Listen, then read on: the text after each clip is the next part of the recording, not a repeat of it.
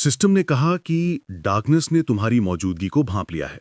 इसलिए इस बार उसने तुम्हारी विकास को रोकने के लिए जल्दी स्पिरिचुअल टाइड शुरू की। डिवाइन ट्री तुरंत चौंक गया, लेकिन उसे कुछ समझ नहीं आया। उसने संदेह के साथ कहा, उसे धमकी दी? क्या मैंने उसे धमकी दी? डिवाइन ट्री ने और गहराई से सोचा, लेकिन समझ नहीं पाया। क्या मैं दूसरों को मारकर बढ़ता नहीं हूं? जो क्रीचर्स मरते हैं वे डार्कनेस में बदल जाते हैं। क्या इससे डार्कनेस और मजबूत नहीं होता? सिस्टम ने समझाया, क्रीचर्स एक दूसरे से लड़ते हैं, मरने वाले डार्कनेस में लौटते हैं, जिससे वो और ताकतवर होता है।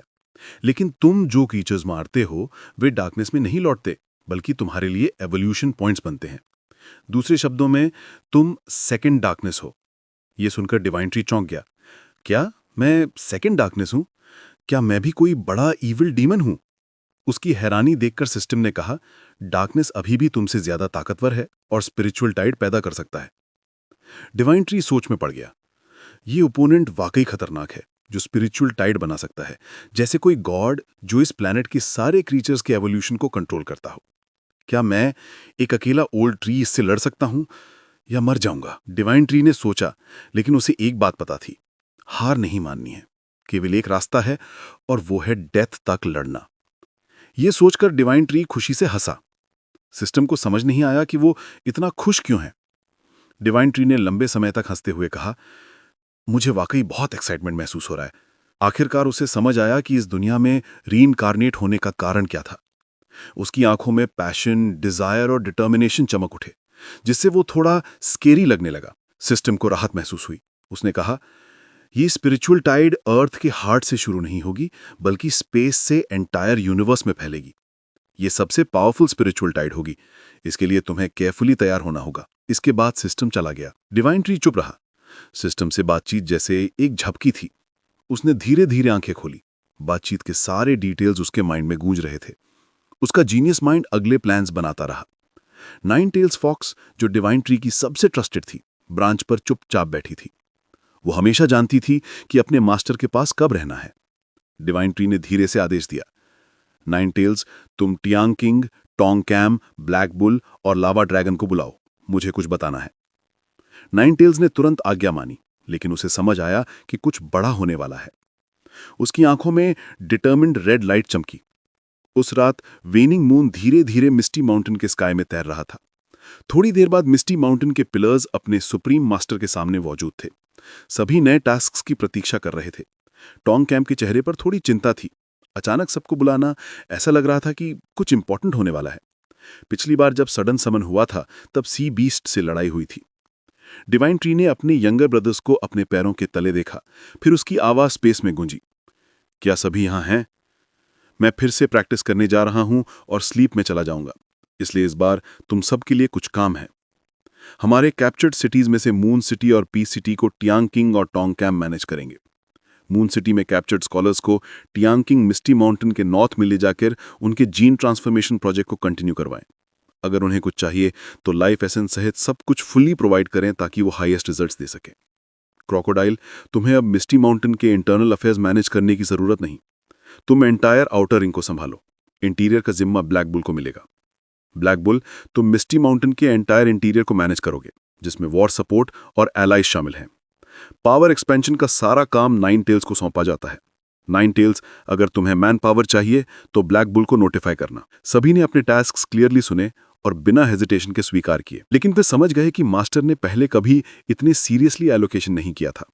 इस तरह के एलोकेशन से लगता है कि मास्टर के बिना भी सब कुछ नॉर्मली ऑपरेट हो सकता है। सबसे सेंसिटिव टोंग कैम ने तुरंत चिंता जताई और पूछा, मास्टर, इस बार आप कितने समय तक स्लीप करेंगे? डिवाइन ट्री ने जवाब दिया, मुझे नहीं पता, शायद 6 मंथ्स, शायद 1 ईयर, लेकिन जल्दी नहीं होगा। डिवाइन ट्री ने अपने यंगर ब्रदर्स को एक बार फिर देखा और कहा, इसलिए इस बार मिस्टी माउंटेन के सारे मैटर्स तुम सबको सौंपे जाते हैं। सभी ने एक स्वर में कहा, ऑर्डर का पालन करेंगे। डिवाइन ट्री ने अपने होल बॉडी को हिलाना शुरू किया। ब्लड रेड ब्रांचेस क्योटिकली हिलने लगीं। वो अपनी रूट्स को स्पेस में एक्सटेंड करने की कोशिश करेगा, क्योंकि सिस्टम की इन्फॉर्मेशन के अनुसार ये स्पिरिचुअल टाइड अर्थ के हार्ट से नहीं, बल्कि स्पेस से आएगी। एक पल में डिवाइन ट्री के होल बॉडी से फियर्स ऑरा निकली। ब्लू लाइट ने उसके इंटायर बॉडी को ढक लिया। डार्कनेस, मैं तुमसे डेफिनेटली हार नहीं मानूंगा, उसने सोचा। लाइट और ब्राइटर हो गई, डैज़लिंग, जिससे डिवाइन ट्री का होल बॉडी इनक्रेडिबली डिवाइन लगने लगा, उसका ग्रेटेस्ट और most absolute form. Divine tree ने मन ही मन सोचा, अगर इस वर्ल्ड की स्पिरिचुअल पावर तुम्हारे कारण डिसअपियर हो जाए तब भी मैं डेफिनेटली सर्वाइव करूंगा। टॉन कैम ने अपने मास्टर का वो इमेज देखा जो स्ट्रेंज लेकिन एब्सोल्युटली एन्चैंटिंग था। इतना ग्रेट और पावरफुल मास्टर का इमेज, क्या इस वर्ल्ड में इससे ब्यूटीफुल कोई एंटिटी हो सकती है? नहीं, केवल उसका मास्टर। टॉन कैम ने अनजाने में विस्पर किया, इतना ब्यूटीफुल। 1 मिनट बाद डिवाइन ट्री का होल बॉडी ऊंचा और ऊंचा होता गया। ट्री बॉडी एक्स्ट्रॉर्डिनरली लार्ज हो गया। ट्री कैनेपी ने वास्ट एरिया को ढक लिया। होल बॉडी जेम की तरह शिमरिंग था।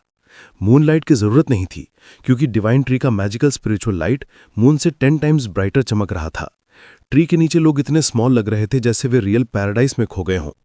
डिवाइन ट्री ऑफिशियली एक विशाल टावरिंग ट्री बन गया जो डिवाइन लाइट बिखेर रहा था, जो सभी दिशाओं में मेस्मराइजिंग था।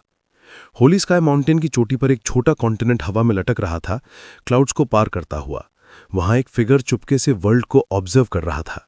स्पेस पूरी तरह साइलेंट था सिवाय विंड की आवाज के। व्हाइट फ्लावर्स नॉन स्टॉप खिल रहे थे, स्ट्रॉन्ग फ्रेग्रेंस फैलाते हुए।